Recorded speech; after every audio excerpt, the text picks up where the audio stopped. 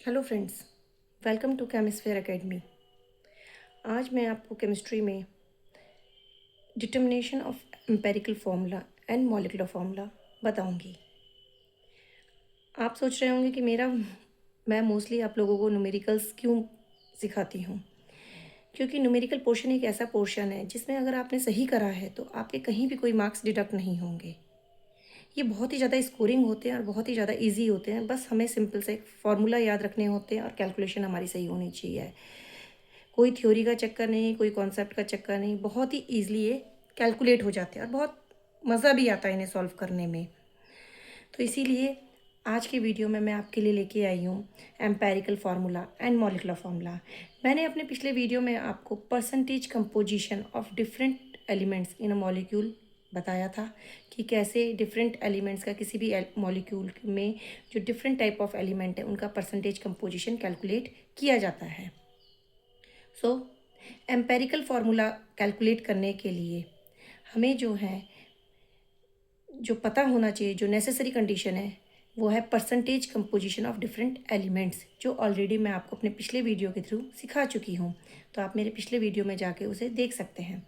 और सेकंड हमें चाहिए होता है atomic masses of the given elements, जो उसमें एलिमेंट्स प्रेजेंट हैं जो मॉलिक्यूल में, जिसका हमें एम्पेरिकल फार्मूला निकालना है, उनका हमें एटॉमिक मास पता होना चाहिए। तो चलिए स्टार्ट करते हैं कि कैसे हम एम्पेरिकल फार्मूला कैलकुलेट करें।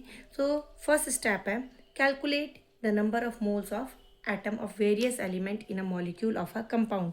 बहुत सिंपल है, एक छोटा सा फार्मूला ही आपको याद करना है, that moles of atom, number of moles of atom is equal to percentage of the element. ये आपको न्यूमेरिकल में प्रोवाइडेड होगी। परसेंटेज जो है, जिस भी एलिमेंट के आपको नंबर ऑफ मोल्स कैलकुलेट करने हैं उसकी परसेंटेज आपको गिवन होगी क्वेश्चन में, upon atomic mass of that element, उस एलिमेंट का atomic mass.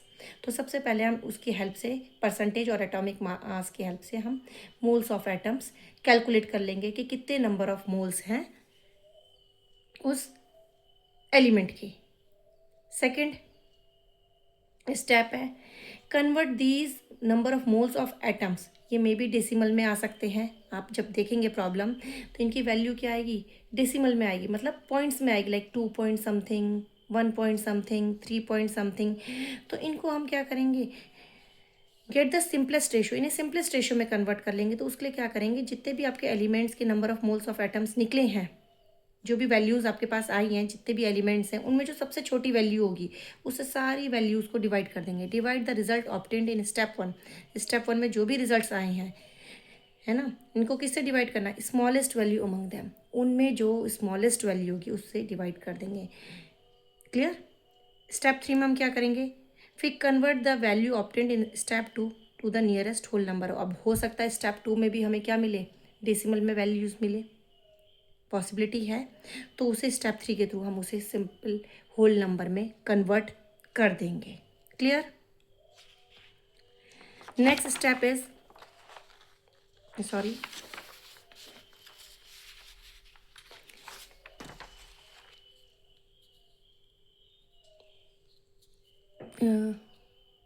Next step is right the symbols of various elements side by side. अब जितने एलिमेंट्स हमारे पास हैं उनके सिंबल्स को साइड बाय साइड लिखेंगे और स्टेप थ्री में जो भी न्यूमेरिकल वैल्यूज़ आई हैं वो उनके नीचे हम वहाँ पे इंसर्ट करते रहेंगे। So in this way you will get your empirical formula. अब एम्पेरिकल फार्मूले की हेल्प से ही हम मॉलिक्यूलर फार्मूला डिटरमाइन करते हैं। तो चलिए अब डिटरमाइन करते हैं हम मॉलिक्यूलर फार्मूला। तो स्टेप वन क्या है, find out the determine the empirical formula. अगला स्टेप है कैलकुलेट द एम्पेरिकल फार्मूला मास। हम उनका एम्पेरिकल फार्मूले से एम्पेरिकल फार्मूला मास निकाल लेंगे। कैसे, वही जो भी आपके एम्पेरिकल फार्मूले में, जैसे लाइक सपोज आपका एम्पेरिकल फार्मूला आया CH2O, ये आया आपका एम्पेरिकल फार्मूला। ठीक है, आपका क्या आया, CH2O। मैं इधर करके दिखाती हूँ आपको थोड़ा सा। आपका एम्पेरिकल फार्मूला आया CH2O, ये आपका एम्पेरिकल फार्मूला आया। तो मास कैसे निकालेंगे, atomic mass of carbon plus वही जैसे हम मॉलिकुलर मास निकालते हैं, एटॉमिक मास ऑफ हाइड्रोजन। लेकिन हाइड्रोजन के यहाँ पे कितने एटम्स है, 2, सो इसे हम 2 से मल्टीप्लाई करेंगे, plus atomic mass of oxygen, oxygen के कितने हैं 1 है, तो इसे भी हम 1 से मल्टीप्लाई करेंगे। सिमिलरली कार्बन के कितने हैं 1 से, और इन सबको ऐड ऑन करके हम formula empirical formula mass calculate कर लेंगे। Step 3, determination of molecular mass, determine the molecular mass. अब ये मॉलिकुलर मास आपको जो है गिवन होगा, ये क्वेश्चन में गिवन होगा। Step 4, determine the value of n. N की वैल्यू कैसे कैलकुलेट करेंगे, ये जो मॉलिकुलर मास आपको न्यूमेरिकल में दिया हुआ है, दिस अपॉन एम्पेरिकल फार्मूला मास जो आपने स्टेप 2 के थ्रू कैलकुलेट किया है। अब ये जो एन आएगा, अगेन ये थोड़ा सा आपका डेसिमल में आएगा, पॉइंट्स में आएगा, तो आप इसे नियरेस्ट होल नंबर में कन्वर्ट कर लेंगे। Now the last step is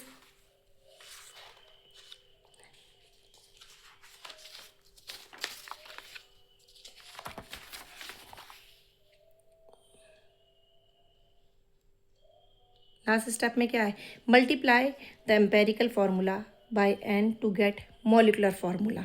अब ये एम्पेरिकल फार्मूला जो निकला था आपका, उसे एन जो एन वैल्यू आई है प्रीवियस स्टेप के थ्रू, उसे मल्टीप्लाई कर देंगे। लेट्स टेक अ एग्जाम्पल, एक प्रॉब्लम लेते हैं, ये आपके एनसीईआरटी की प्रॉब्लम है। A compound contain 4.07% hydrogen. एक कंपाउंड है जिसमें हाइड्रोजन कितना परसेंट है, परसेंटेज कंपोजिशन दे दी। कंपाउंड तो हमें पता ही नहीं है, कोई भी कंपाउंड हो सकता है। 4.07% ये आपको गिवन है। Carbon 24.27% and chlorine 71.65%। ये आपको तीनों चीज़ें दे दी गई हैं, ये आपके कंपाउंड में हैं। एक चीज़ और मैं आपको यहाँ पे बताना चाहूँगी, ये परसेंटेज आपको दे दी है। आप सबसे पहला काम आप क्या कीजिएगा, इन तीनों का सम करके देखिएगा, जो भी गिवन है आपको परसेंटेज, इनका सम 100 आना चाहिए। अगर इनका सम 100 आता है देन ओके। अगर आपका इनका सम 100 नहीं आता, कौन कौन सी वैल्यूज़ का, ये जो भी परसेंटेज कंपोजिशन दिए हुए हैं, जो भी परसेंटेज कंपोजिशन आपको दिए हुए हैं, उनका सम 100 आना चाहिए। अगर 100% कंपोजिशन नहीं आता है, 100% नहीं आता इनका सम करने पे, तो आप यहाँ पे देख रहे होंगे, यहाँ पे ऑक्सीजन मेंशन नहीं है कहीं पर, तो इट्स मीन जो रिमेनिंग वह है वो ऑक्सीजन की परसेंटेज है। मेरी बात क्लियर हो रही है। आप देखिए, इनको हम ऐड करते हैं यहाँ पे मैं ऐड करके दिखाती हूँ आपको। 4.07, 24.27 एंड 71.65, 7 7 14, 14 और 5 19, ये 9 9 9, ऑलमोस्ट 100 है, ऑलमोस्ट 100 है ना। 0.01 से कोई फ़र्क नहीं पड़ता है। लेकिन अगर सपोज़ ये 90 होता, 95 होता, 94 होता, 80 होता, 75 होता, इट्स मीन रिमेनिंग क्या है वो कहाँ, क्योंकि कंपोजिशन पूरा नहीं मिला हमें, ये परसेंटेज कंपोजिशन है, पूरी कंपोजिशन नहीं मिली है, सो रिमेनिंग क्या है, ऑक्सीजन। तो आप क्या करेंगे, जो टोटल आएगा इन तीनों का, जैसे टोटल यहाँ पे 99.999 आया है, ये वैल्यूज़ आगे जा सकती थी, तो ये 100 हो जाता अगर और डेसिमल में। तो रिमेनिंग क्या है, ऑक्सीजन है। तो आप क्या करेंगे, उसे इन तीनों के सम को, या जो भी आपको गिवन होगा क्वेश्चन में, उसे 100 से माइनस कर देंगे, तो रिमेनिंग आपकी परसेंटेज कंपोजिशन ऑफ ऑक्सीजन आ जाएगा। Clear, am I clear to all? अगर कोई डाउट हो आपको तो आप पूछ सकते हैं, कमेंट बॉक्स में मेंशन कर दीजिएगा, मैं उसको इमीडिएटली आपको रिप्लाई करूँगी। आई होप आप लोगों को सबको क्लियर हो गया होगा कि अगर ये 100 नहीं होता है, ये ऑलमोस्ट 100 नहीं होता है, तो उसे 100 में से माइनस करके हम ऑक्सीजन की परसेंटेज निकाल लेते हैं, परसेंटेज कंपोजिशन ऑफ ऑक्सीजन निकाल लेते हैं। चलिए अब आगे बढ़ते हैं। तो सबसे पहले हमने क्या करना है, कैलकुलेशन। तो इसमें क्या था, एम्पेरिकल फार्मूला फाइंड आउट करना है और मॉलिकुलर फार्मूला, दोनों ही चीज़ें आपको फाइंड आउट करनी है। So calculation of empirical formula देखिए कैसे करेंगे। हमें यहाँ पे एक टेबल फॉर्म बनानी है, 1 2 3 4 5 कॉलम्स बनाने हैं। देखिए, जिसमें से 3 कॉलम्स में क्या है, सबसे पहला एलिमेंट, जो आपको एलिमेंट दिए हुए हैं क्वेश्चन में वो मेंशन कर देंगे, उनके आगे परसेंटेज कंपोजिशन, उनके सामने उनकी परसेंटेज कंपोजिशन लिख देंगे। Next is atomic mass.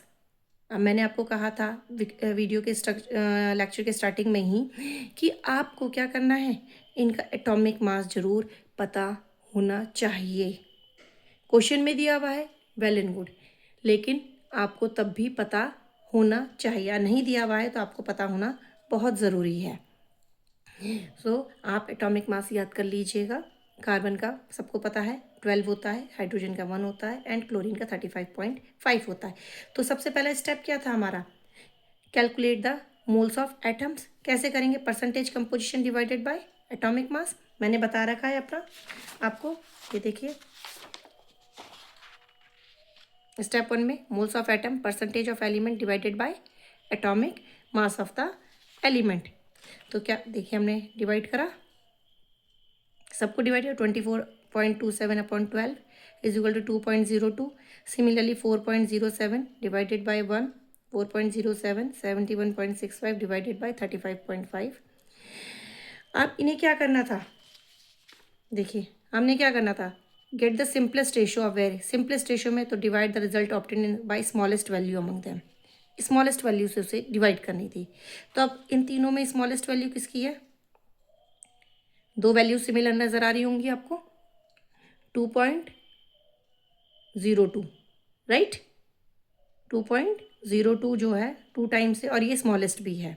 तो हमें ज़्यादा टाइम वाला नहीं लेना, हमें स्मॉलेस्ट वैल्यू लेनी। तो यही एक स्मॉलेस्ट वैल्यू थे, इनसे इन सबको डिवाइड कर देंगे and we get the mole ratio. ये डेसिमल में नहीं है, सीधे सीधे आ गए, आपके होल नंबर है। ठीक है, देखिए आ गए। एम्पेरिकल फार्मूला लास्ट स्टेप क्या था कि right the symbols of the given elements. Symbols लिखे और इनके नीचे ये जितनी मोल रेशियो की वैल्यू है, कार्बन की कितनी आई 1, तो कार्बन के नीचे क्या आ गई वैल्यू? कुछ नहीं होता तो 1 मानते हैं। हाइड्रोजन की 2, क्लोरीन की 1। क्लियर? आई होप आप लोगों को क्लियर हुआ होगा इतना बहुत अच्छे से।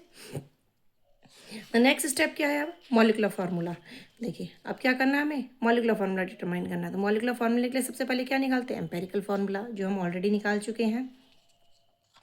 इसके बाद हम निकालेंगे एम्पेरिकल फार्मूला मास। मैंने अभी आपको वीडियो के स्टार्टिंग में ही बताया था कि एम्पेरिकल फार्मूला मास कैसे निकालते हैं। जो एटॉमिक मास, जो भी एलिमेंट्स दिए हुए हैं हमारे एम्पेरिकल फार्मूला में, उनके एटॉमिक मासेस और नंबर ऑफ मोल्स को हम मल्टीप्लाई करके निकाल लेते। देखिए कैसा है, यहीं पे दोबारा से हम यहाँ पे एक बार देखते हैं। कार्बन कितने हैं? 1 है, तो कार्बन का कितना हो जाएगा? 12 प्लस इसके 2 एटम से 2 इंटू हाइड्रोजन का कितना होता है? 1। क्लोरीन के कितने एटम है? 1 है, क्लोरीन का कितना होता है? 35.5। क्लियर? तो आपका इस तरह से करके कितना आ गया? 49.5 आपका एम्पेरिकल फार्मूला मास आ गया। मॉलिक्यूलर फार्मूला मास आपको क्वेश्चन में प्रोवाइडेड है 98.96। Now next step is calculation of n. N is equal to molecular mass upon empirical formula mass.